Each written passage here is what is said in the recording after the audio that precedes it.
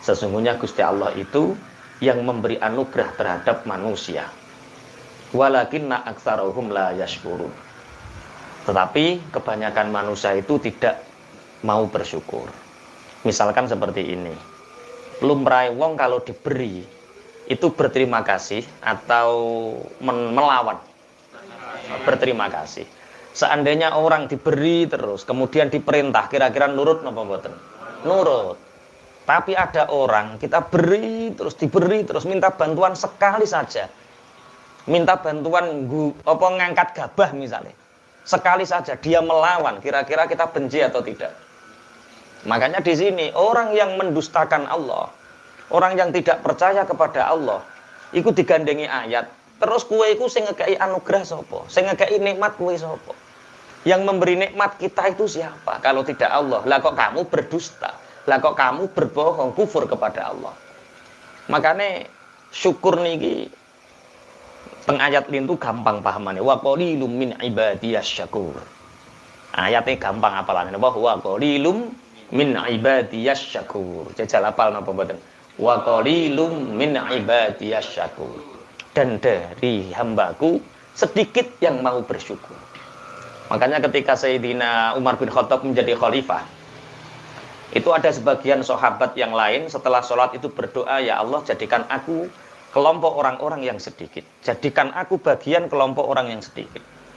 Ditanya oleh Sayyidina Umar bin Khattab, kenapa engkau meminta bagian yang sedikit? Kenapa engkau meminta digolongkan menjadi bagian yang sedikit? Karena Allah berfirman wa qalilum min ibadiyas syakur. Karena Allah berfirman sedikit sekali golongan manusia dari hambaku yang bersyukur, maka aku ingin menjadi bagian yang sedikit itu. Di sini ada 250 orang yang hadir. Itu kira-kira yang bersyukur itu semua bersyukur atau sebagian sedikit yang bersyukur? Tenan. Rene nggawa apa misalnya? Rene nggawa ganjaran. Wa qalilum min ibadiyas syakur. Jadi memang bersyukur itu sebenarnya mudah, karena kita mudah itu ketika kita tidak pernah merasa punya apa-apa. Dulu Nabi Musa alaihissalam pernah didatangi dua orang. Yang satu orang miskin, yang satu orang kaya. Yang miskin itu mengatakan, ya Nabi Allah, wahai Nabi Musa, engkau adalah Nabi Allah, engkau adalah Rasul Allah yang punya maqamul istijabah, punya kedudukan di mana doamu dikabulkan oleh Allah. Iya. Tolong doakan aku wahai Nabi Allah, aku dalam keadaan sempit, aku nggak punya apa-apa, tolong doakan aku menjadi orang kaya.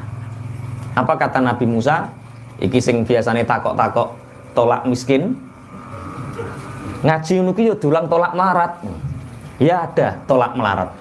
Apa tolak melarat? Kata Nabi Allah Musa, kalau kamu ingin kaya, aku mohon turuti satu hal. Apa Nabi Musa?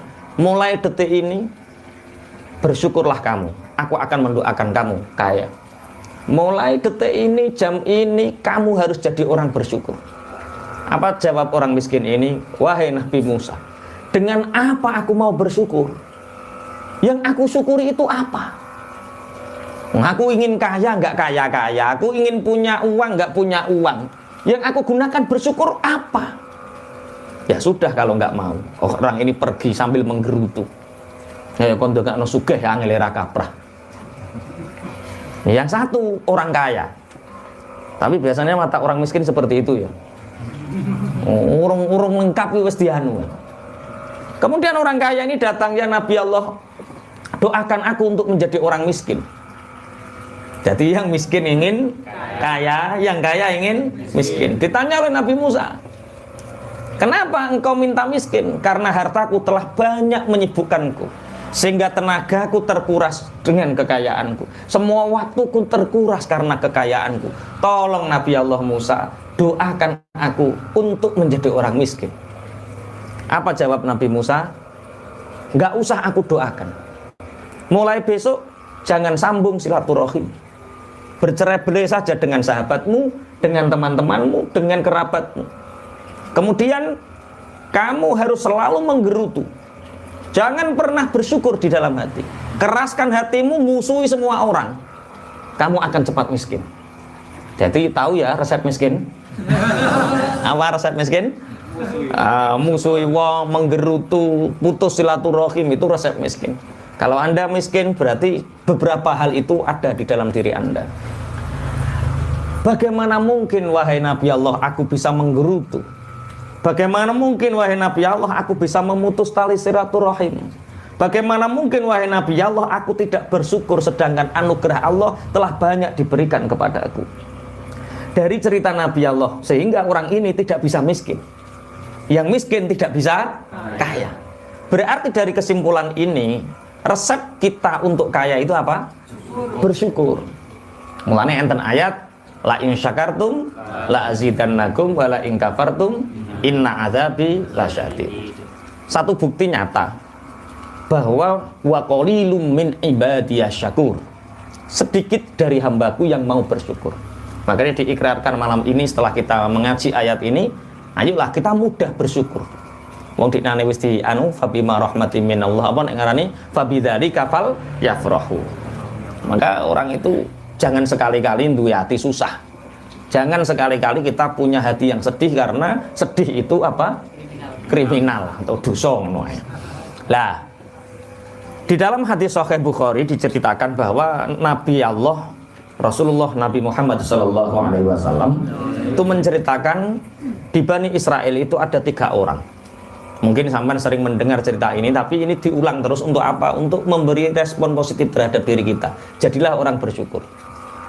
Dahulu ada 3 Bani Israel, 3 orang Bani Israel itu satu dia punya penyakit lepra. Lepra itu tangannya putus, membusuk, gatel, panas dingin, sehingga orang yang punya penyakit lepra ini dijauhi oleh masyarakat, dijauhi oleh teman-temannya, dijauhi oleh keluarganya, istilahnya diasingkan. Kemudian tidak ada yang mau menemani.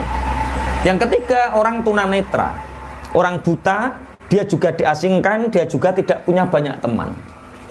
Akhirnya ketiga orang ini nasibnya sama. Sama-sama tidak punya teman, sama-sama diasingkan, sama-sama tidak diharapkan oleh masyarakat. Akhirnya Allah mengirim malaikat rahmat ke sana, menemui yang lepra. Wahai, betapa nasibmu seperti ini, kata malaikat itu. Seandainya engkau punya doa yang mustajab, apa yang ingin kamu minta kepada Allah? Aku ingin lepraku disembuhkan, kulitku mulus kembali, sehingga orang-orang akan mencintaiku, menyenangiku, tidak menjauh dariku. Kemudian seandainya engkau diberi kekayaan, engkau ingin punya apa? Zaman biyen ku ngono Fortuner ya, urung ngono Pajero. Mintanya, aku ingin onta. Akhirnya malaikat ini menyentuh tangan orang yang punya penyakit lepra ini, seketika tangannya sembuh. Baunya harum. Kemudian dia diberi 10 unta. Ini aku beri kamu 10 unta, rawatlah dengan baik, bersyukurlah kepada Allah karena ini adalah pemberian dari Allah. Akhirnya orang ini kaya raya sampai berpuluh-puluh lembah. 1 lembah penuh dengan unta. Cara lembah ini cara saiki ya wis padang ngoro-oro penuh dengan unta dia. Berarti orang ini menjadi kaya, dicintai banyak orang. Kemudian yang kedua siapa? Buta, punya penyakit gatel, gudik. Akhirnya seandainya kamu punya permintaan, apa yang kamu minta kepada Allah? Aku hanya ingin gatel kuning rambut ini dihilangkan, baunya menjadi wangi, orang-orang mencintaiku. Diusap karo malaikat sembuh. Kemudian setelah sembuh, kamu ingin kekayaan apa? Kalau kamu ingin, yang aku inginkan adalah sapi. Akhirnya diberi sapi sama Allah, sehingga sapi ini ya pesan malaikat bersyukurlah, karena ini adalah anugerah dari Allah. Yang ketiga tunanetra. Apa yang kamu inginkan seandainya kamu doamu diijabah? Tunanetra ini menjawab, aku ingin mataku melihat. Kemudian kekayaan apa yang kamu inginkan? Levelnya turun nih, kambing. Akhirnya diberi 10 kambing. Akhirnya 3 orang ini sama. Yang buta menjadi kaya, yang botak menjadi kaya, yang lepra menjadi kaya. Yang lepra punya lembah yang berisikan unta, yang botak punya sapi yang lembahnya penuh dengan sapi. Kemudian yang tunanetra penuh dengan kambing lembahnya. Akhirnya malaikat ini disuruh oleh Allah, diperintah oleh Allah selang beberapa tahun untuk kembali ke sana. Yang lepra dan malaikat iki membo. Membo itu bahasa Indonesianya apa? Masa menyamar loh. Menjelma. Malaikat ini menjelma menjadi manusia yang terkena penyakit lepra, baunya busuk, orang-orang menjauhi dan datang ke situ. Wahai makhluknya Allah, wahai hambanya Allah, aku adalah orang musafir yang kehabisan bekal, sehingga apa yang aku gunakan untuk tunggangan kendaraanku pun telah aku makan. Maka demi kemuliaan Allah dan anugerah Allah yang diberikan kepadamu, wahai orang kaya yang istilahnya makmur saat itu berkelimpahan, berilah aku satu untamu. Apa jawabnya? Enak mencoro.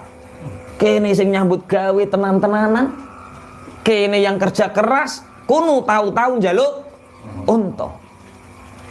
Aku mendengar kata malaikat ini bahwa dulu engkau adalah orang yang terkena penyakit lepra. Dulu engkau dijauhi orang. Tapi aku mendengar Allah memberimu anugerah berupa unta sehingga engkau menjadi kaya raya. Apa jawab yang penyakit lepra ini? Kata siapa? Unta ini turusan unta ini tinggalan nenek moyangku dulu. Bapakku, nenekku, buyutku, canggahku, warengku, gantung siwur, udek-udek, wabah sama mendumur. Itu semua kaya. Siapa yang mengatakan aku dulu miskin dan dijauhi orang? Kalau kamu berbohong, maka Allah akan mencabut anugerahmu. Ya enggak apa-apa. Akhirnya apa yang terjadi? Orang yang lepra ini dihabiskan oleh Allah untanya, dijadikan kembali menjadi orang yang terkena lepra. Akibat wa qalilum min ibadiyas syakur. Makanya nek cara wong ingatlah masa itu. Kemudian yang kedua siapa? Buta. Orang buta ini sama persis. Malaikat membo menjelma menjadi orang buta. Setelah menjelma menjadi orang buta, ditanya lagi, ini anugerah dari Allah? Bukan, ini adalah pemberian nenek moyangku. Bapakku kaya, terus apa kakekku kaya, kemudian buyutku kaya, canggahku kaya, warengku kaya, gantung siwur, udek-udek, terus baru udek-udek apa Mbak Grom? Masa debok bosok. Pokoknya sak mendur itu. Masa debok bosok. Jadi apa? Bapak terus, kakek terus, buyut terus, canggah terus, wareng terus, gantung siwur. Udek-udek dhisik, udek-udek terus debok bosok. Lah yo wong kakeknya gak debok bosok.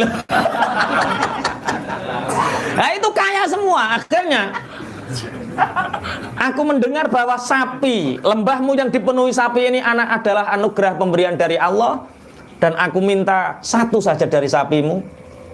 Apa jawab si budak ini? Tidak.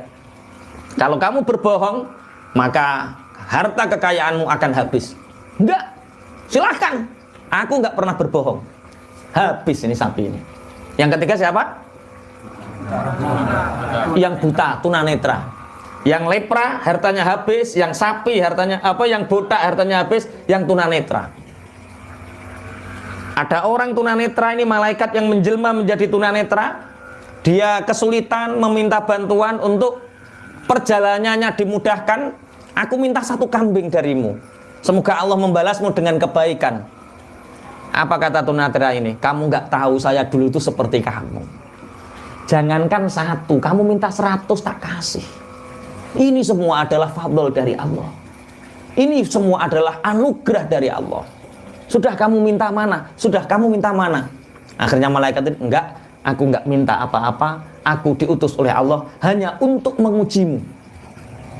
La in syakartum la azidannakum wa qalilum min ibadiyas syakur. Ayatnya sudah jelas, siapa yang bersyukur akan ditambah. Tapi sedikit sekali orang yang bersyukur. Kenapa? Karena menganggap qala innama utituhu ala ilmin indi. Sesungguhnya kita meraih ini karena ini adalah kemampuanku untuk menghasilkan pundi-pundi harta ini. Pun Allahumma sholli ala Muhammad. Nah, jadi kunci daripada kita nanti berhadapan dengan Allah di yaumil qiyamah itu bersyukur. Bersyukur dengan apa? Pemberian dari Allah. Kita bersyukur menghadap Allah, kita pede. Untuk apa anugerah yang aku berikan kepadamu? Hartamu, jabatanmu, waktumu, kesehatanmu, semua ditanyakan oleh Allah. Kalau kita bersyukur, kita bisa menjawab. Kesehatanku untuk beribadah kepadamu ya Rabb. Hartaku untuk berjuang di jalanmu ya Rabb. Waktuku aku habiskan untuk berzikir kepadamu ya Rabb. Akalku aku gunakan untuk memahami ayat-ayatmu ya Rabb. Semua nanti terjawab. Itu sebagai bentuk perwujudan syukur. Akalmu kamu gunakan apa? Ning dunya catetane ngaji ora ngopi ya ning Pak. Wah iki ya ngopi nek ngopi apa? Ngolah pikir ya ora apa-apa. Lah nek ghibah tipis-tipis sana, ghibah tipis-tipis sini. Wa qalilum min ibadiyas syakur. Tapi sedikit dari orang yang bersyukur. Maka ini pelajaran untuk kita bahwa kita harus selalu bersyukur. Selalu napa? Bersyukur. Bismillahirrahmanirrahim. Makanya ada satu sahabat dulu yang bernama Abi Qilabah. Ini diceritakan oleh Abdullah bin Muhammad. Ketika Abdullah bin Muhammad ini melewati satu daerah di Aris, satu daerah di Mesir. Ini diceritakan dalam Qisasul Aulia. Itu dia bertemu dengan seseorang yang digubuk. Mulutnya tidak pernah berhenti untuk berzikir, selalu basah. Setelah aku lihat di perkemahannya, ternyata orang itu kakinya lumpuh, tidak bisa apa-apa, kulitnya kering keruntang. Setelah ditanya, ternyata dia beberapa hari tidak makan. Terus zikiranku, alhamdulillah, alhamdulillah, alhamdulillah. Uang pirang-pirang dino ora mangan, sikile lumpuh, kulit kering keruntang, badan panas sekali. Iku zikir alhamdulillah, alhamdulillah, alhamdulillah. Sehingga Abdullah bin Muhammad iki janggal, sing di alhamdulillah ya apa? Wong sampai eneng mau gregeten karo Gusti Allah, misah-misah no pengiran gak karo-karuan. Wayah nyaur utang orang duit, wayah goleki anak-anake, nakal. Us. Sampai misah-misah Gusti Allah dancuk tenan. Karena apa? Karena hatinya itu jauh dari syukur. Sehingga Abdullah bin Muhammad ini tanya, apa yang kamu syukuri, Pak? Bagaimana aku tidak bersyukur, sedangkan Allah masih menetapkan iman di dalam hatiku. Bagaimana aku tidak bersyukur, sedangkan lisan ini masih bisa berzikir menyebut asma Allah. Bagaimana aku tidak bersyukur, Allah telah memberi anak yang soleh, sehingga setiap hari dalam kelumpuhanku ini Allah melewat anakku mencukupi aku. Cuma berhari-hari ini anakku tidak datang dan aku tidak makan. Aku masih bisa bersyukur karena setiap deraian nafasku yang aku keluarkan itu ada asma Allah. Jadi cara sing disyukuri ora syirik wis syukur. Tak baleni, kita nggak syirik itu sudah apa? Syukur. Kita nggak maksiat itu wis apa? Syukur. Terus sing mbok susah ya apa? Tolong carikan fulan. Siapa tahu engkau menemukan anakku ciri-cirinya seperti ini, seperti ini, seperti ini. Dicari oleh Abdullah bin Muhammad ini. Ternyata setelah dicari, ternyata di bebatuan itu ada jasad anak muda, ciri-cirinya persis. Dilihat, oh ini anaknya, ternyata anaknya ini dimakan harimau. Datang ini Abdullah bin Muhammad membawa jasadnya. Bapak, ketika Nabi Ayub hartanya dihabiskan oleh Allah, apa yang dilakukan oleh Nabi Ayub? Bersabar. Jawabnya bersabar. Ketika Nabi Ayub anak-anaknya ada wakilah 14 orang, berjumlah 14 orang diambil oleh Allah dalam waktu seketika, daf'atan wahidah. Apa yang dilakukan Nabi Ayub? Bersabar.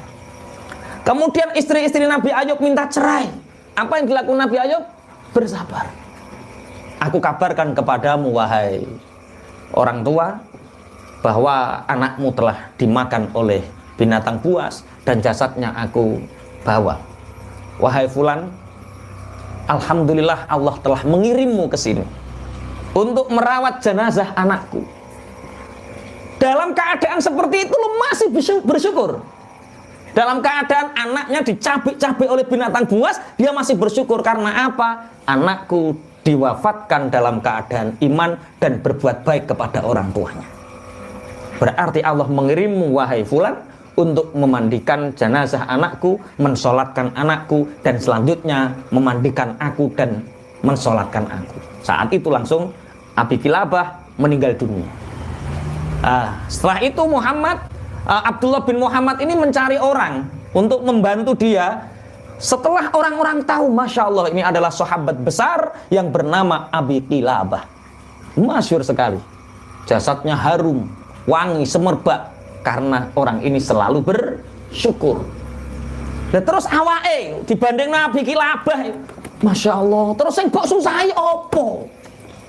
Ayo, sing sumpek-sumpek ya, ayo. Sing disusahi opo? Kenapa Pak Ikram sing disusahi? Enggak ada. Apa jajal? Ayo ngomong saiki, sapa sing kok susahi?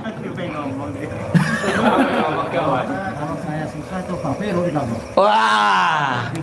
Kalau dia susah, fafiru ilallah. Berlarilah menuju Allah. Karena kesedihan itu akan menggugurkan dosa-dosamu. Karena kesedihan kita menuju kepada Allah. Fafiru ilallah.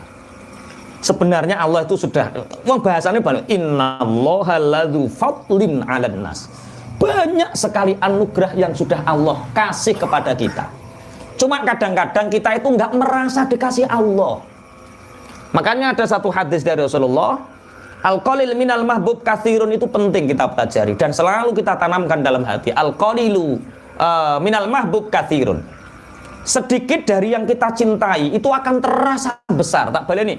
Sedikit dari yang kita cintai itu akan terasa besar. Pemberian sebesar apapun kalau kita benci itu nggak ada nilainya. Menurut sampean tukaran karo tonggo, sampean musuhan sama orang, sampean dikasih 2 juta uang nggak kelihatan. Karena apa?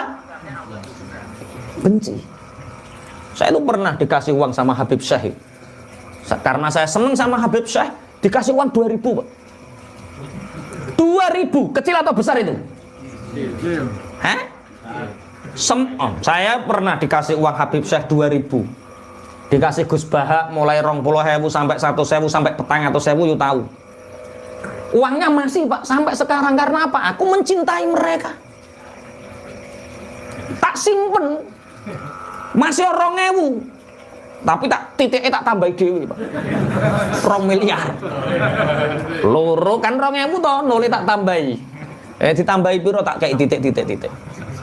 Tak tambahi 6. Terus tak limenating. Loh, jangan tanya, uang 2.000 ini dari Habib Syekh lebih berarti daripada sampean kayak 2 juta aku gak patek seneng sampean. Paham maksudnya ya? Enggak, aku tahu cerita wong-wong loh. Kabeh rak yo tahun 6 pernah muda kan. Zaman yang musola podo turu, Masya Allah podo ngobrol. Ono bocah. Sapa Pak Sakwin sing mbok senengi ben Cak Win? Zaman yang langgar Cak Win. Siti ya. Misalnya Siti misalnya. Neng musola iku ono bocah enom seneng sama Siti. Setiap malam ngobrolnya tentang Siti. Memang orang yang mencintai itu selalu menyebut namanya. Kita mencintai Allah, mulut ini nggak akan pernah kering menyebut nama Allah karena kita mencintai Allah. Ono wong seneng Siti, bendino aku mau lo ketemu Siti. Wes wingi wes mbok critakne. Urung win, celokane cek Narno ya. Dulu sebelum namanya kan Winarno. Sebelum ngaji celokane Nar. Nar itu kan neraka. Jadi kehidupannya kelayapan kesini kesana panas ya. Nar itu artinya panas, makanya nar panas. Nah, setelah ngaji sekarang panggilnya tidak nar tapi win itu artinya kemenangan. Saya celuk nar di saya. Wah, ayo nar, zaman jahiliyah kan.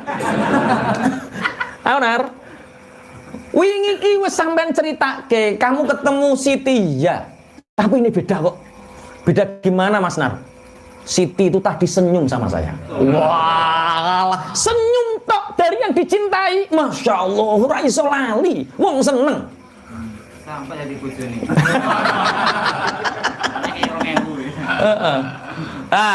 Hari berikutnya Narno ini dikasih permen Kopiko. Nek ngerumat, ya Allah, diocei, didilat, leboke plastik, ada isap, ya Allah, sakmu sholat geger nar, glani Kopiko nek ngerumat. Apa kata Cawi? Jangan lihat Kopikonya. Aku beli Kopiko sak terkuat. Wong tuku kursi sak tronton kuat, apalagi beli Kopiko kuat. Jangan lihat Kopikonya, tapi ini Kopiko dari Siti. Kecil dari yang kita cintai akan terasa besar. Allah sudah ngasih banyak kepada kita, anugerah. Mata bisa berkedip, nyawa yang masih ada di kandungan badan, iman yang masih menetap, kesehatan yang masih bisa digunakan. Itu semua anugerah Allah banyak dan besar. Tapi mungkin karena kita belum terlalu mencintai Allah, sehingga anugerah yang sebesar itu kelihatannya kecil. Berarti sing keliru Allah apa awake? Awake. Berarti kalau Anda ingin tahu seberapa banyak Allah ngasih anugerah ke kita, seberapa besar Allah di dalam hati kita, itu jawabannya. Gusti Allah ki kurang ngaku ki karo aku ki mbuh piye yo. Modelnya rapat perhatian. Aku lu kurang ngopo jajal tahajud wes sedekah wes kok ngene. Itu karena kamu menganggap Allah itu kapitalis dan makelaran. Mestinya jangan gitu pula pikirnya. Allah sudah ngasih banyak kita. Karena kita belum terlalu mencintai Allah dan tidak mencintai Allah, makanya kita seberapapun dikasih Allah kelihatannya kecil. Tapi sedikit apapun pemberian, kalau kita mencintai Allah akan besar. Orang dikasih sakit sama Allah, kalau dia cinta Allah, alhamdulillah dosaku hilang sebab sakit ini. Orang tidak dikasih uang sama Allah, kalau dia cinta Allah, alhamdulillah gara-gara aku nggak duit gak iso selingkuh. Perkara aku duit potensi soalnya. Yang ganteng yo ngomong enak, wah lagi potensi mulai alhamdulillah ya Allah gak duit lah. Dalam setiap keadaan kita bisa bersyukur, paham maksudnya ya? Berarti sing salah Allah apa awake? Awake kita belum mencintai Allah, makanya pemberian Allah yang begitu besar terasa sangat kecil. Dalam keadaan apapun, duwe duit yo nyaman karo Allah, orang duwe duit yo nyaman karo Gusti Allah. Duwe utang yo nyaman karo Allah, orang duwe utang yo nyaman karo Gusti Allah. Jangan gantungkan kebahagiaanmu dengan hal-hal sing kudu mbok wujudno. Lah ya wong sugih lho, bahagiane wong sugih ya Allah, angen-angene wong sugih tulul amale. Sudah punya mobil Xenia, ini kalau mobil saya ganti Fortuner dah nikmati. Lah ya wong bahagia kok digantungno mobil Fortuner. Yang sing melarat-melarat ngene iki ndang eneng motor Shogun kebur 2 juta ngono. Lah ya kepengin bahagia kok ngenteni Kentucky, ngenteni spaghetti. Sambel korek dikei tempe, porno yo enak. Kalau kita menikmati, oke. Setiap keadaan kita harus bisa nyaman bersama Allah. Namanya apa? Isyak billah. Isyak billah. Jadi wong nek wis ngenot niki go, Masya Allah urip niku ayem. Jadi kok nunjukno. Jadi jenengan dulur karo dulur geger. Iku sebab dhek nyaman karo Gusti Allah urusan akhirat apa perkara donya? Donya. Lah ngono ki terus dadekno akhirat. Ya wis Kak, wong donya ae.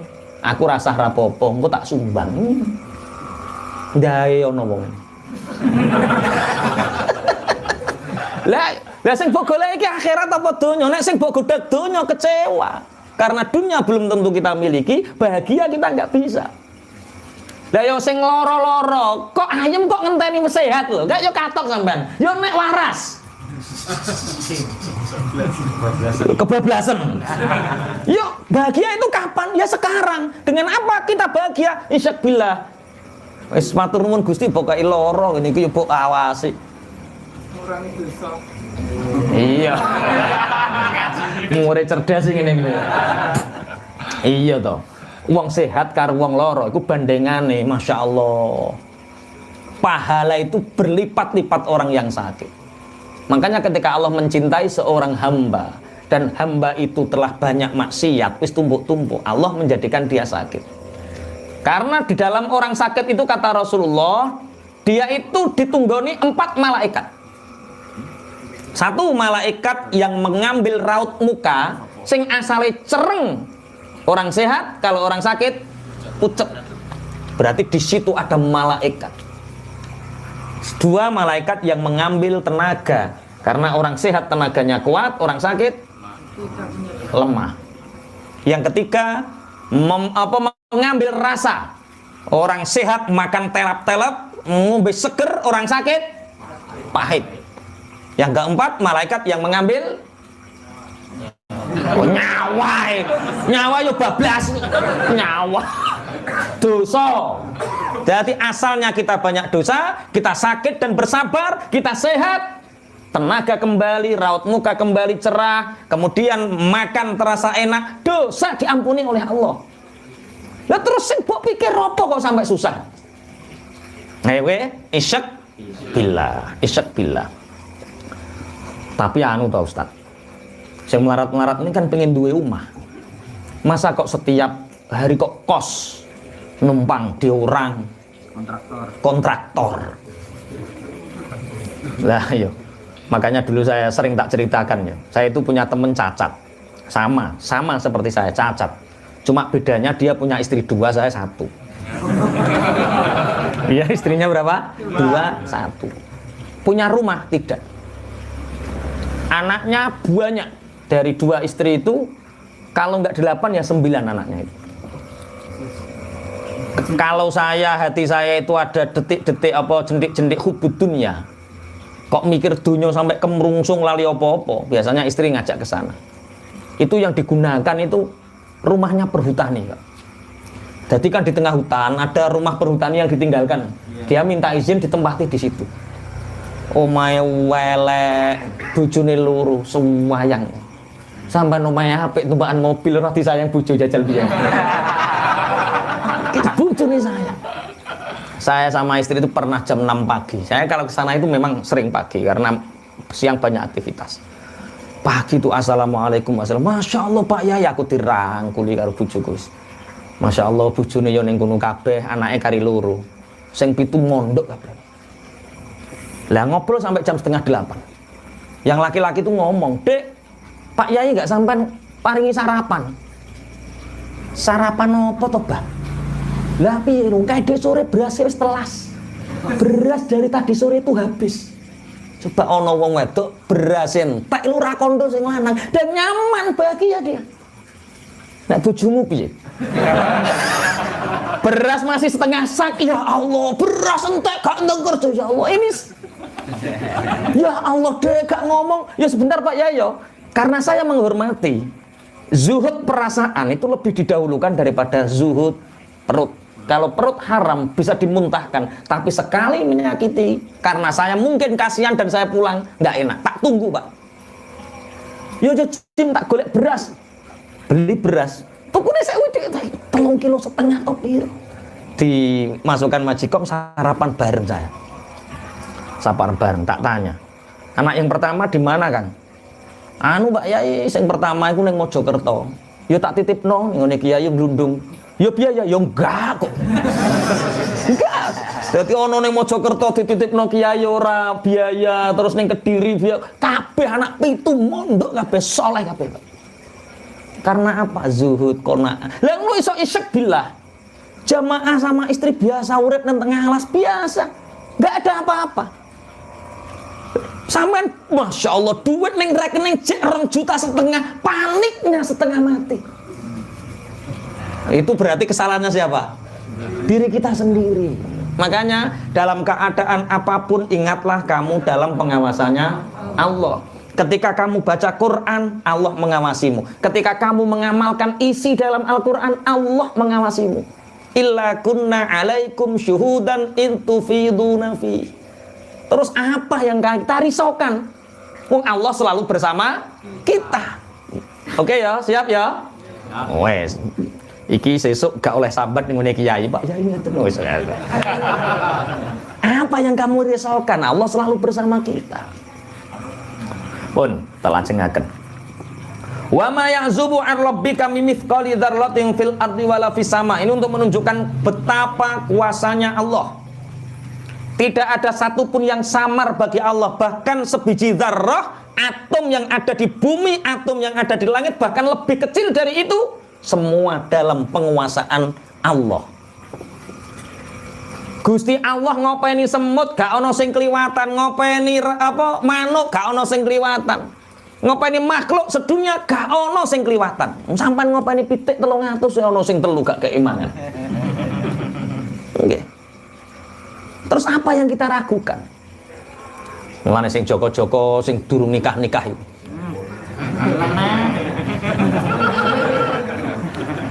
Jangan ragu kalau kamu nikah itu kamu, oh ya Allah, ojo ragu tentang maisha aja. Mulane pede kaya santri.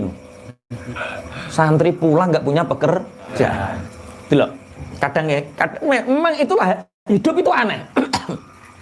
Makanya orang santri itu mbuh nekat, mbuh piye gak ngerti. Coba orang S2 mau nikah itu ribetnya minta ampun. Ini kalau nggak kerja gimana? Mas kawinnya kurang banyak gimana?